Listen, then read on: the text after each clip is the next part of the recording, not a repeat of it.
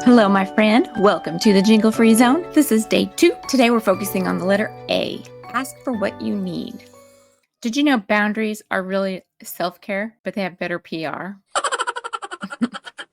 No, seriously. Raise your hand if your holiday boundaries look more like suggestions.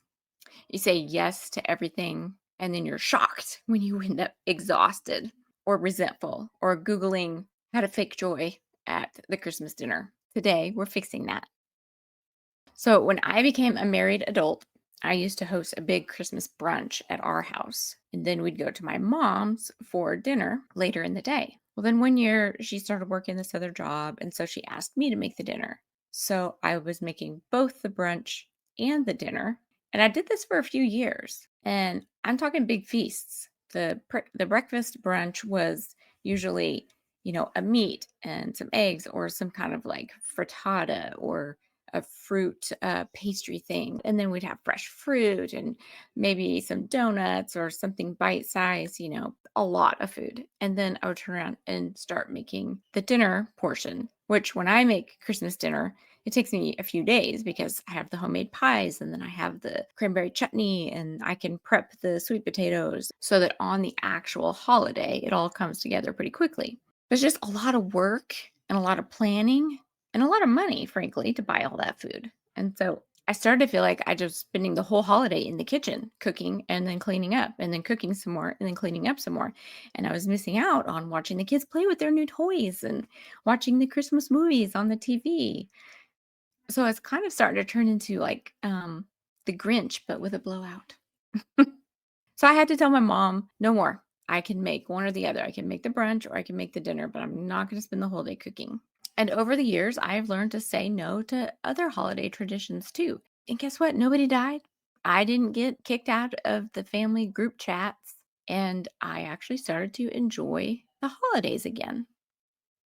So here's the truth no one is going to guess what you need. The people around you are not mind readers. I know.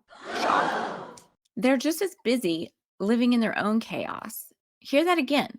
No one in your family or in your circle of friends and loved ones is trying to make you feel pressured on purpose, especially not your kids or your spouse. They love you the most out of all the other friends and family, right? But they don't know how to help you unless you speak up and let them know. So today we're going to learn about the art of the ask. So step 1, you're going to get clear. Know before you speak to anyone else. Know in your own head, what do you need? What do you really need right now? Do you need some space to breathe? Do you need some help doing certain tasks? Do you need some more time?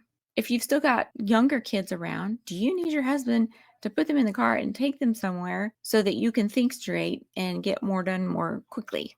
Do you just need some reassurance from everyone that, yes, we love this, mom. It's great. Yes, honey, you're doing wonderful. You got this. If you don't know, you're going to end up over explaining or asking for the wrong thing. Clarity before communication. In other words, knowing what you want before you open your mouth and start asking for it. It saves both your sanity and your relationships. Step 2, once you figure out what you need, communicate clearly. Ask directly, but not defensively. The power move is being specific and being neutral.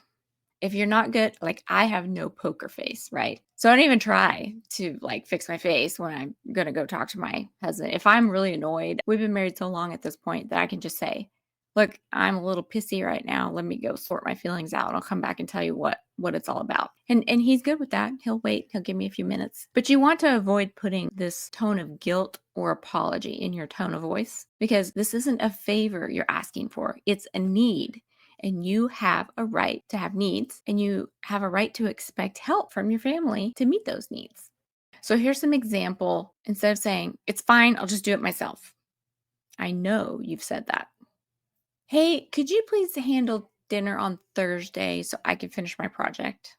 I mean, that's super easy, right? He can pick something up on the way home from work for everybody and then no one has to cook.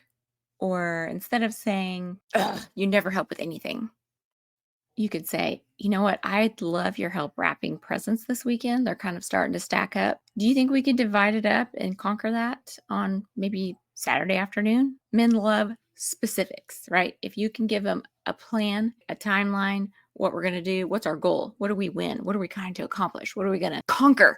They will totally be on your side and help you. And if you're trying to like express your feelings to your family, to your best friend, to your husband, to your mom, here's a mini script that you could try and use. You could be saying, practice it with yourself first, maybe even in front of a mirror. I've been feeling blank emotion because of blank situation. What would really help me right now is, here comes the ask. Would you be willing to do that?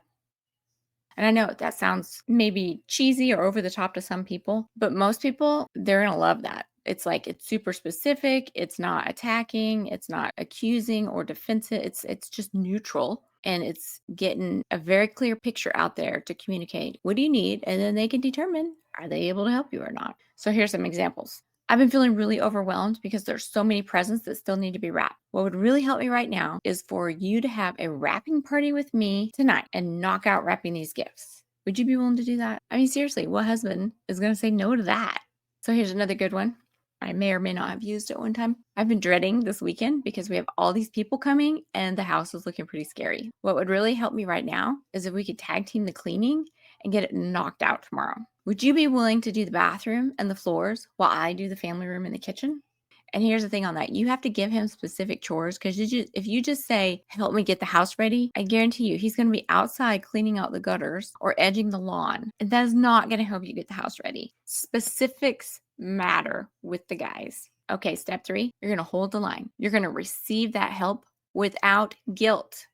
You don't need to earn help with exhaustion or an apology. When someone agrees, your only response needs to be, thank you. That means a lot.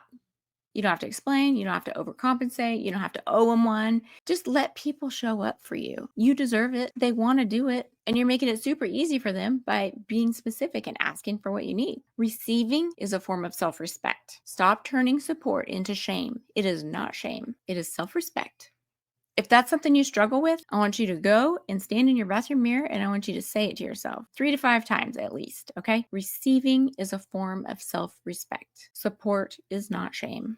Let me throw your worksheet up on the screen.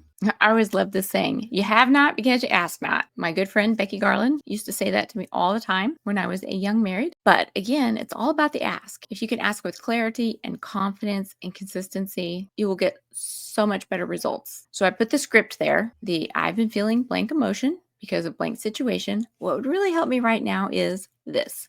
Would you be willing to do that? Remember this, boundaries don't push people away. They keep you from pushing yourself over the edge. And when you have a need, you've got to say something, because here's the thing about silence. Silence is also saying something. Resentment is definitely a form of communication, but it is an unspoken communication. And when you give someone the silent treatment or you hold in your frustration and keep silent, that's exactly what you're doing. You're communicating resentment. And you don't want that. Resentment is not festivity. Resentment is not calm peace and love and spark and all the magic words. So your challenge today is going to be to think of at least one thing that you need help with this week and just ask for it. It could be something simple like, hey, can you grab milk on your way home? Or hey, everybody, could you turn the TV down and turn this off? I just need 20 minutes of quiet before dinner. And then try to receive it without guilt.